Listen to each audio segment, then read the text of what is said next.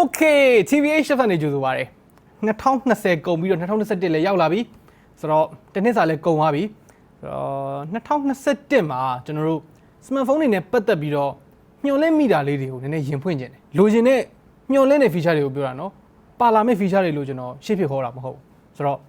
ကြော်ညာလေးပြီးရင်ကြည့်လိုက်အောင်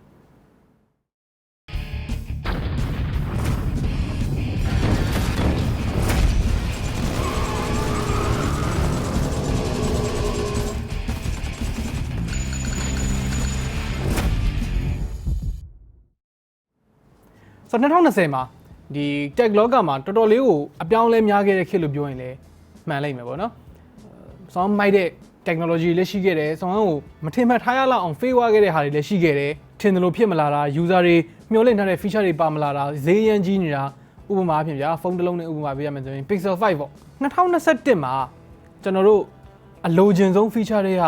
ပထမဦးဆုံးတစ်ချက်ကိုပြောပါဆိုရင် high refresh rate ပါ high refresh rate ကအခုလည်းပါနေတာပဲဘာဖြစ်လို့2021မှာလိုချင်တာလဲလို့မင်းဖုန်းတိုင်းမပါသေးပါဘူးကျွန်တော်တို့က high refresh rate အနည်းဆုံးတော့ဗျာ 120Hz မဖြစ်ရင်နေ 90Hz အဲ့ဒါကိုမှဖြစ်နိုင်ရင်တော့ OLED 4လောက်ပေါ့နော်အဲ့လောက်ကို4သိန်းဝန်းကျင်5သိန်းဝန်းကျင်အဲ့လောက် mid range တွေမှာရလာစေခြင်းတယ်ဖြစ်တော့ဖြစ်နိုင်မှာမဟုတ်ဘူးဘာလို့လဲဆိုတော့ company တစ်ခုနဲ့တစ်ခုနဲ့ဒီ4သိန်း5သိန်းတန်ဖုန်းတွေထုတ်တော့မယ်ဆိုလို့ရှိရင်သူတို့ရဲ့ compromise လုပ်တဲ့နေရာတွေကမတူကြဘူးတချို့တွေက 90Hz OLED ထည့်မယ်တချို့တွေကမထည့်ဘဲနဲ့တခြားသောနေရာတွေဥပမာပြင်ကင်မရာမှာပိုကောင်းအောင်လုပ်ရင်လုပ်မယ်ဗျာ SoC မှာပိုကောင်းအောင်လုပ်ရင်လုပ်မယ်ဗျာဒါမှမဟုတ် body လေးပိုပါအောင်လုပ်ရင်လုပ်မယ်ဗျာဆိုတော့တော်တော်များများသော manufacturer တွေမှာတော့ပုံလေးလုံးပြောရင်ပါလာမယ်လို့မထင်ဘူးဥပမာ Xiaomi တို့ Realme တို့ဆိုရင်တော့ဖြစ်နိုင်တယ်ကျန်တဲ့ brand တွေမှာတော့သိပြီးတော့ဒါမျှော်လင့်လို့မရပါဘူးဟာအဲ့ဒီ high refresh rate ဆိုလို့လေ bonus point လေးတစ်ခုတောင်ပြောလိုက်အောင်မယ် iPhone တွေ2021မှာလာမယ့် iPhone တွေကျေးဇူးပြုပြီးတော့120Hz လေးတော့မဆပေးကြပါเนาะကျွန်တော်တို့ iPhone 12မှာကတည်းကဒါကိုမျှော်လင့်ဆောင်လာခဲ့တာပါဒါပေမဲ့အဲ့ဒီတော့ကဖြစ်မလာဘူးဆိုတော့လေအခုဖြစ်ပေါ်လေပြောလို့ပြောတာတော့မဟုတ်ဘူးအဲ့ဒါမှလည်းကျွန်တော်တောက်ရှိတယ်ဟိုတန်တရားရှိမိတယ်ပေါ့နော်ဘာလို့လဲဆိုတော့ iPhone 12တောင်မှဒီနည်းနည်းလေးပိုပါဝါအောင်လုပ်လိုက်ရတဲ့အတွက်သူ့မှာ battery ကနည်းနည်းလျော့သွားတယ်ဆိုတော့11 Pro Max နဲ့12 Pro Max နဲ့ရှင်တော့မှ11 Pro Max က battery ပိုခံနေတဲ့အချိန်မျိုးမှာဒီကောင်မှသာ 120Hz ထည့်ပေးလိုက်မယ်ဆိုရင်သူ့ရဲ့ battery life ကဘယ်လိုဖြစ်သွားမလဲသိပြီးတော့မတွေးရစရာပဲဆိုတော့ဒီနှစ်ထွက်လာမယ့် iPhone တွေက battery လည်းပိုကောင်းမှုလိုပါလိမ့်မယ်အသေးကြပဲအဲ့ဒါတော့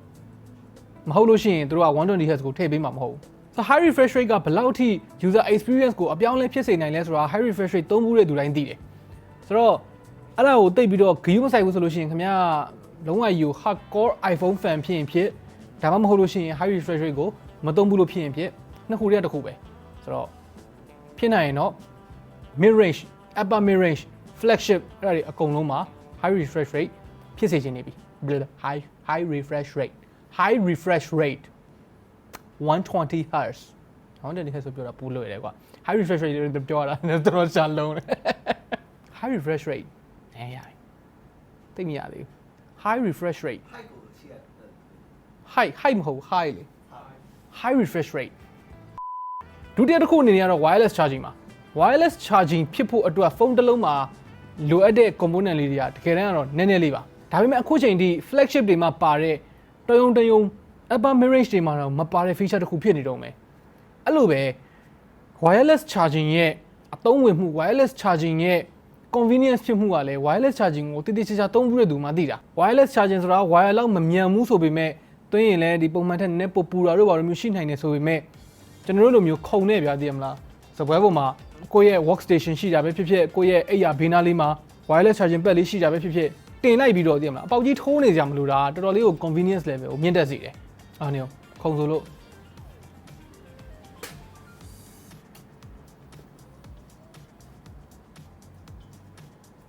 အဲ့လိုလိုရတဲ့ခုံလေးကိုမကြခင် review လုပ်ပေးမယ်အဲ့လိုလိုရတဲ့ခုံလေးမဟုတ်ဘူးဒီခုံလေးကိုပြောတာရောင်နေတော့ပြန်စင်းတော့အောက်ဆိုတော့ကျွန်တော်အနေနဲ့မျှော်လင့်မိတာကတော့အဓိကအဖြစ် OnePlus ရယ် Xiaomi ရယ်အဲ့ဒီနှစ်ကောင်မှာ wireless charging ကိုတော်တော်လေးမျှော်လင့်မိတယ်အဲ့ဒီနှစ်ယောက်မှာ wireless charging သာပါလာလိုက်ပြီဆိုရင် very good ကြီးဖြစ်သွားမှာဒုတိယတစ်ခုကတော့ software update ပါ Google တို့ Apple တို့လိုမျိုး company ကြီးတွေကလွဲလို့တခြားသောဘယ် company မှ software update ကိုအရင်ကြီးဂိမ်းဆိုင်လုပ်နေတာမျိုးအခုချိန်ထိမတွေ့ရသေးဘူးပြောလို့ပြောတာမဟုတ် software update လုပ်ပေးတယ်ဆိုတဲ့ကိစ္စကလေအကုန်ကြတော့များသဗျဘယ်လိုပြောရမလဲ research and development နဲ့ခက်ဆင်ဆင်ပေါ့နော်အဲ့လိုမျိုး သူ့အတွက် team တစ်ခုသက်ပေးထားရမှာဒါနဲ့ specific ဖြစ်တဲ့ဟာကိုတို့ကရေးပေးရမှာတို့မှာ device တွေအများကြီးရှိတယ်ဆိုလို့ရှိရင်အဲ့လိုမတူညီတဲ့ device တွေအတွက်မတူညီတဲ့ဟာတွေရေးပေးရမှာဆိုတော့တို့ကပေါ်ပဲလို့ယူဆတဲ့ device တွေကိုပေါ်ပဲသဘောထားလိုက်ပြီးတော့ပေးမှာတော့မဟုတ်ဒီမှာတစ်ခုမိုက်တဲ့သတင်းလေးတစ်ခုတော့ရှိတာပေါ့နော် Qualcomm နဲ့ Google နဲ့ပေါင်းပြီးတော့ software update တွေရေရှည်ထုတ်ပေးလို့ရအောင်လို့တို့စီစဉ်နေရတယ်လို့ပြောတယ်ဘယ်လိုစီစဉ်နေတာလဲတော့မသိဘူးကျွန်တော်တို့ဆက်ဆောင်ကြည့်ရမယ်နောက်တစ်ခုကတော့ camera setup တွေအကြောင်းပါကျွန်တော်ဒီစကားပြောလိုက်လို့ခေါင်းကွဲနိုင်တယ်ဒါပေမဲ့ပြောမှလည်းတော့ရမှာပေါ့နော်ဥပမာဖြင့်ထားပါတော့ quad camera လေးလုံးပါတယ်ဆိုပြီးတော့ရိုး main camera ရဲ့ ultra wide ရဲ့နောက်နှလုံးကပါလဲ monochrome lens တို့macro lens တို့depth sensor တို့ဘာညာတို့ဘာမဟုတ်တဲ့ဟာတွေနဲ့ကင်မရာအပေါက်တွေလိုက်ဖြည့်နေတာကိုခူးဖြစ်တယ်လို့မမြင်ဘူးလူတွေကလည်းအဲ့ဒါကိုတစ်ဖြည်းဖြည်းနဲ့တော့တိလာပြီလို့တော့ထင်ပါတယ်ကင်မရာရေတွက်များတိုင်းမကောင်းဆိုတာလေတစ်ဖြည်းဖြည်းနဲ့တော့သဘောပေါက်လာကြပါပြီဆိုတော့အဲ့ trend ကြီးက2021မှာဆက်ရှိတဲ့ trend လို့မမြင်ပါဘူးဒီနေ့မှာ Xiaomi လောကလေးကတော့မိုက်တယ်သူတို့ရဲ့ Mi 11လို့ဖုန်းမျိုးမှာတော့မှ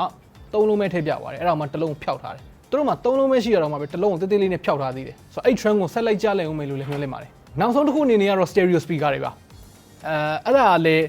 တချို့တော့ကွက်ပြောက် mid range phone လေးတွေတချို့တော့သိရမလား10ခုတစ်ခုပေါ့နော်အဲ့လိုမျိုး mid range လေးတွေ entry level လေးတွေမှာတော့ပါလာကြပါပြီဒါပေမဲ့ဒီတက်ပို့ပြီးတော့အဲ့ဒါလေးကိုမြင်ကျင်တယ်ပေါ့နော် PUBG ဆော့တာပဲဖြစ်ဖြစ် YouTube ကြည့်တာပဲဖြစ်ဖြစ်တချင်းထောင်တာပဲဖြစ်ဖြစ်ဖုန်းသုံးနေတဲ့အတန်ထွက်တဲ့ဘဲအချိန်မှမဆိုဗျာ stereo speaker versus mono speaker အတားကြီးတာတယ်ဆိုတော့အဲ့ဒါအတွက်လည်းအရင်ကုန်ကြစရိတ်များတယ်လို့ကျွန်တော်တို့အနေနဲ့မမြင်ဘူးကျွန်တော်တို့ကိုယ်တိုင်တော့ဖုန်းမထုတ်ဘူးတော့မသိဘူးဒါပေမဲ့ကိုယ်တိုင်မြင်တဲ့အမြင်ကတော့အဲ့လောက်ကြီးဈေးကြီးလိမ့်မယ်လို့မထင်ဘူးဆိုတော့ပါလာသိချင်ပါတယ် Okay ဆိုတော့အဆုံးသတ်အနေနဲ့ပြောရရင်2021လေးက smartphone industry နဲ့ပတ်သက်လို့ရှိရင် mid range လောကမှာအပြောင်းအလဲတွေအများကြီးဖြစ်နိုင်တဲ့အနေအထားတစ်ခုလို့မြင်တယ်ခင်ဗျားတို့ရော2021မှာထွက်လာမဲ့ smartphone တွေမှာဘယ်လိုဖုန်းတွေမှာဘယ်လိုမျိုးတွေမျှော်လင့်ထားလဲအောက်က comment တွေမှာဝင်ရောက်ဆွေးနွေးညှိနှိုင်းလို့ရပါတယ်နောက်နေ့မှတွေ့တာပေါ့